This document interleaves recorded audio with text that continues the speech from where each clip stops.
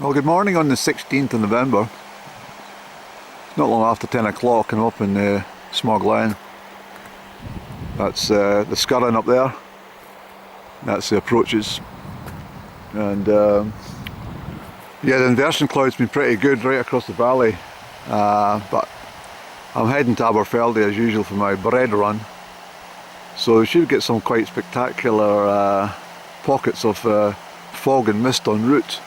Most of the dense fog was down the valley, of course, but the sun's got to work and it's rather pleasant. The River Almond flowing by very gently. And of course this was all deforested just along here, not so long ago. But this is why I go up in the mountains, and especially in the winter time. It would have been a fine day for the hills, but I've got a lot on my plate to deal with in the next couple of days before I depart. And I do wish Up and Down could have been with me this morning just for a short run to liven her spirit, and get her to see a little bit of the countryside in the winter that she may not normally see. I don't know, maybe she does, maybe she travels around in her modest traveller. I don't know. But certainly on a morning like this, it's lovely just to be out and get the scenery rather than lying flat out in your bed with anxious thoughts. Well, that's not the most exciting view I've given you in life, but what it is I'm in Killin. What a bit of a fucking day I've had, actually. I think Up and Down has I don't think she's got a voodoo doll, but I think she's got some sort of charm, and that she kind of ruffles around in her left palm like a pebble or something, which curses me on a daily basis. No, I don't mean that entirely, but what's happened is I stopped off. You'll see from the start of this vlog, I stopped off up at the Small Glen, headed up to, well, past Aberfeldy. It was fog bound. Got along to the Aberfeldy junction and the road said closed, and I thought, fuck that, I'm going up it. So I went over Glen Cahill, Glen, fucking hell, I've just forgotten the name. I'll put it up, I've just forgotten it. I think it's Glen Cahill or something. And over to Aberfeldy, see. And then I got to the sign 7.5 miles away which said, anyone crossing this point will be registration numbers given to the police and you will be prosecuted. So it was the same as tradesmen and what the fuck, delivery vans were all doing 3-point turns at the same place. So I didn't know if I had enough diesel to get right round Aberfeldy the long way, but I remembered the Ballinluig, so I stopped at Ballinluig, got some fuel. And at Ballinluig, it's a new trend, this. I've noticed it quite a lot in UK, trying to save fucking silly bits of paper. But everywhere you go now is, do you want your receipt? I've mentioned this before. Of course you want your receipt. And this is not a very good view. What I'll do, I'll tell you what I'm going to do. I'm going to pick up later on so that I can give you some view while I'm chatting instead of just my speedometer. That's what I'll do. I'll park up. So I'm in Killin. I'll give you some note. Yeah, I'm in Killin. Okay. Okay. I'm going to show you the Falls of Dochart because there are quite a bit of water in them. This is not the view I was going to talk about or the conversation. But since we're here,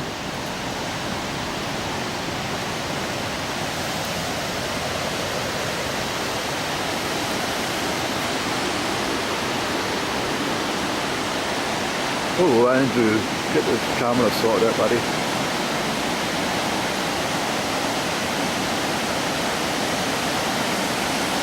Killin is famed for the Falls of Dochart. People come from many miles around to see this place. Mostly Japanese tourists. You think we've had enough tsunamis in that part of the world, but no, they come over to see this.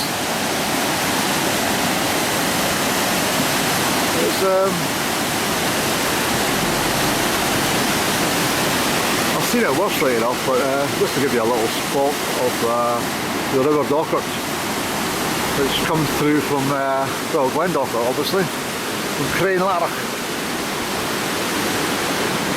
This is the Falls of Dochart Inn, which I've spent many happy days, and this is the inn where I first said they were pissed, and I said I need to get on a bus and I don't want to disturb other passengers with my alcoholic breath. I said, could you ask your chef if he's got any parsley, that's fresh parsley? And the barmaid said, whatever for. I said, because I'm pissed and I don't want to be stinking of lager when I'm on the bus. She said, parsley's not going to help you. I says, it will. It cuts the, completely diminishes the smell of tobacco and alcohol from your breath.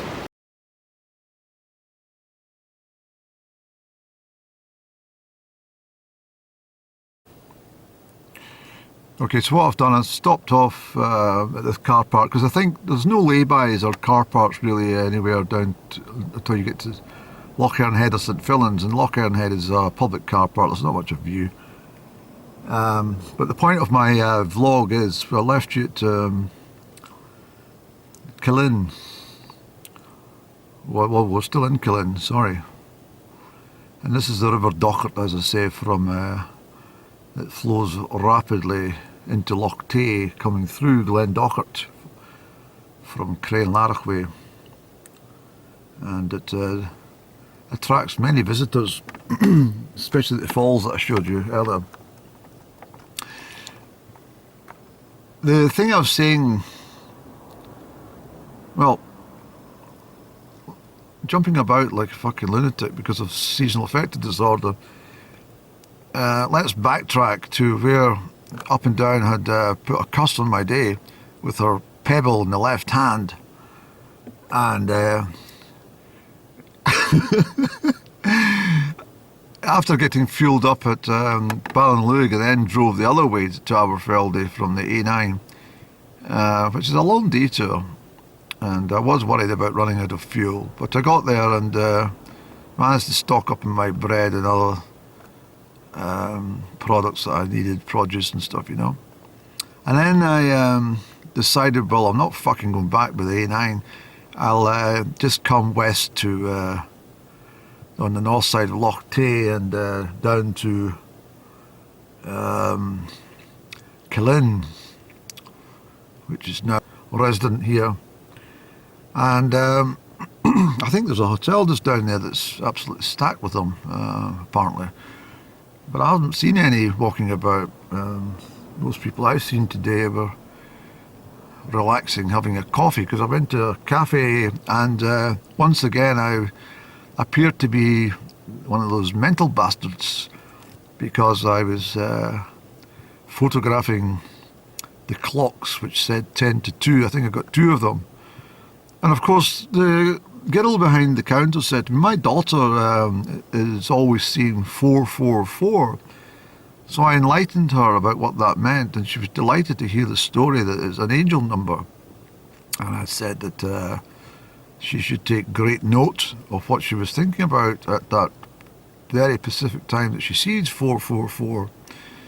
But I went on to tell her about the 11/11 scenarios and the fact that there's many times this year I've seen the registration number with triple numbers, including 444.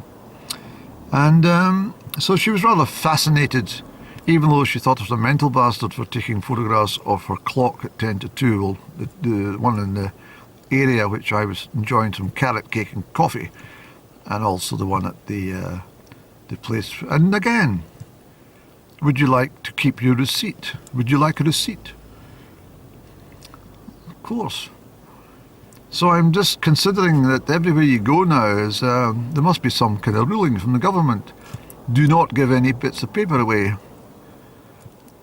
We need to keep all the paper we can. It's pretty bizarre.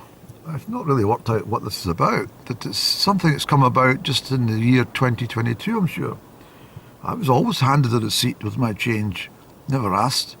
It started in B&M this year, and then it's continued to all these other establishments, including the chemist shop in Aberfeldy when I went to buy some tonic. The tonic I gave up and down in the summertime. I don't know if she took any of it to make her better, or if she slung it in the recycle bin with everything else. Probably. But one thing I did think about at the cafe was, in all seriousness here, and I know that some people have been impacted and some people have died as a result of nut allergies, and I think that's very sad. Of course I do. Especially when there's been highlighted events where it could have been avoided totally. But what kind of came across my brain was, how do you know you've got a nut allergy until you've actually discovered you have a nut allergy? Do you understand? So if you have a nut allergy, you have to eat nuts to find out that you've got a nut allergy.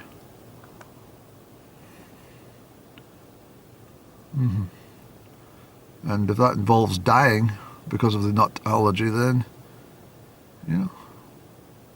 it's just a thought.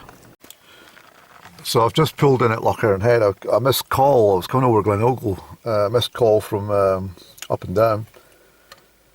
So I couldn't stop. So I've called her back. It was a very, very bad line, very crackly. I couldn't really hear what she was saying, but I was absolutely astonished, and really pecked me up a bit at that moment when I heard her say that I love you.